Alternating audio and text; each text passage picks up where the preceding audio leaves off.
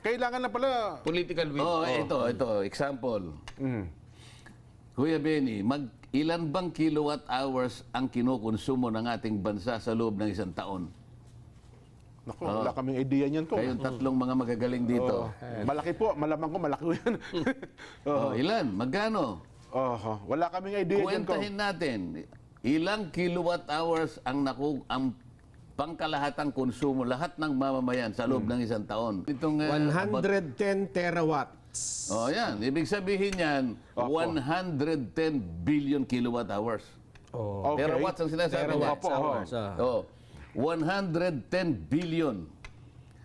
I-multiply sa 10 piso na lang, para tayo madali, 10 piso ang rate ng kuryente. Si Kuya Benny na magkukumpit yan.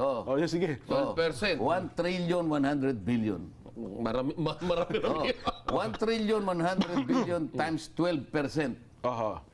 Kasi ba't Si Kuya Benny ang marawag. maliwanag na lang sabihin mo 130 billion pesos. Yan ang nakolekta niya. Yan ang kolekta niya. Sa bag. Di budget. 120 billion per annum. Magkano yung pinamimigay nilang ayuda? Alin-alin yung ayuda ko, Kuya Benny? Tupad, AX, AKAP, Maip. MAIP. Ano pa isa? 4 piece. 4 piece. Yan. Yung total ng lima na yan, 194 billion. A year. A year. Opo. Ito yung nakabudget ngayon, 194. Ganon din nakaraan. Ngayon, 130 billion yung ano mo, yung yung sa 12% VAT mo ng kuryente. Yung bang 194 na ibigay lahat sa tao yun? Sabi po nila. Kinolekta mo pero pinamigay mo rin eh. Opo naman. Pinamigay mo rin eh. Tinatanong ko sa lahat ng lalo na kapag malaki yung rally. Alam ko po na kayong lahat ay nabigyan naman ng akap. Hindi po. Talaga, ayun po nga eh. Hindi po. Ibig po nyo sabihin, sa karamihan po ninyong yan, wala po isa. Hindi po. Okay. 194 billion eh. Ganun kalaki. Alam ba ninyo kako sa halaga na yan kung ilan ang bilang ng mamamayang Pilipinong may hirap ang dapat na mabiyayaan? Ng mga Alam po ninyo, ayuda na yan. 27 million dapat.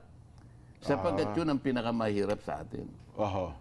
Doon yun ang target mo eh. Kung hindi kayo nabibigyan, tama po yung aking tansya na wala pang 10% ang nabibigyan. Kaya nga mula doon sa kwenta na yon, sabi ko, ganito lang gawin natin. Lahat po ng kumukonsumo ng 2,000 pesos na kuryente pababa, ilibre na po natin yan. Sigawan silang lahat. Di ramdam ng tao yun. Ramdam nung Kasi mahirap kapag talaga. ginawa po natin yan, 27 million ang mabibiyayaan. Lahat makikinabang. Lahat makikinabang. Ano mo naman? Hindi, basta yung sa resibo, yung 2,000 pababa. 2,000 ang binayaran. Yung naka-jumper ang kuryente, kaya nga alisin natin yung ano. Systems loss. System loss. Maraming paraan nga eh. Sabi ko, pag ganito ang ginawa natin, 27 million kaagad ang nabibigyan. Hindi kagaya ngayon, nagko-complain kayo, hindi pala lahat nabibigyan. Wala pang corruption, sabi ko, sapagkat diretso sa inyo. Wala pa nga ako magpapapogi ngayon. Na din pinadadaan sa ako sa politiko, nakakala mo sa kanila galing itong perang ito. Di masaya tayo lahat. Sa mga tweet, bakit mo kukolektahin yun? Pagkatapos ibibigay mo rin na ayuda, hindi rin man napupunta roon. Kung sa kukumpute natin, 27 million. Hindi, malinis siya sinasabi ni Senator na hindi niya pinupunto na naibulsa yung perang yan, ha? Hindi niya na ipinupunto roon. Ang ipinupunto niya na lang is hindi natatanggap nung dapat ng mga tumanggap. Tinatanong ko sila napakarami. Nga po. So, hindi pa natin naiimbestigahan yan yung talaga bang naibigay o hindi. So, imagine, eto, siguradong makakarating. Kasi direkta na eh. 2,000 pababa, libre ka na. Pero magkano po yun kung annual? Kung 27 million na household? 130 billion nga eh. Makakamura ka pa eh. 194 nga yung ano eh. Yung ayuda. Yung limang ayuda, 194. Samantalang ang sinasabi kong eskema, 130. Di may sukli ka pa. May mga 60 billion ka pa palang matitira. Ngayon, sasabihin ko sa mga kasama ko, limbawa, nagmi-meeting kami sa Senado. Opo. Bigyan nyo ako ng mas magandang ideya. Susunod ako sa inyo. kung meron kayong ideya. Mahihigit pa ron, ano? Oh, kung mali Mas maganda ron. ako, kung mali ako, hindi masyadong maganda sa akin, ibigay mo sa akin yung mas maganda. Oh, alternatibo Pag-usapan mo. natin. Kapag napatunayan natin mas maganda yung sa'yo, susunod ako. Diyan tayo. Kaya lang, hanggat hindi ka nakakapag-isip ng mas maganda sa sinasabi ko, Dito sumunod tayo. ka sa akin. Iyo. Ha? Hindi, yun Kung lang. hindi Tama nga naman yun. Kung hindi mag-aaway tayo. Oo. Yun lang nga.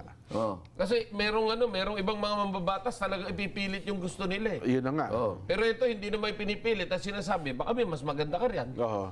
Hindi, dalawa lang. Kung... Parehos lang eh. Pinipumayag akong makolekta mo yung 12%. Eh, nawawala din eh. Oo nga. Opo. Kinolekta mo, nawala din eh. Ibigay mo na lang diretso. Oo. Hindi, tsaka, Napaka-simple naman. may makikita pa akong buting dulot niyang Kong. Kasi kung bababa ang kuryente natin, papasok ang mga malalaking kumpanya, manufacturing company, magkakaroon ng trabaho ang tao. Yung sinasabi kong iyon, pag inalis mo 12%, payag din ako doon. Opo, Ang dami kong scare. Ayaw nyo yung sa akin, 12% alisin natin yung bat. Paraan. Di lahat ngayon mabibigyan. Opo. Hindi lang consumers, pati yung negosyante. Ah. Oo. 12%. 120 billion pesos lang yun. Sasabihin mo sa Department of Finance, Kuya Benny, humanap ka ng ibang paraan. Hindi sa kuryente. Sapagkat ang nakalagay sa kuryente, murang halaga.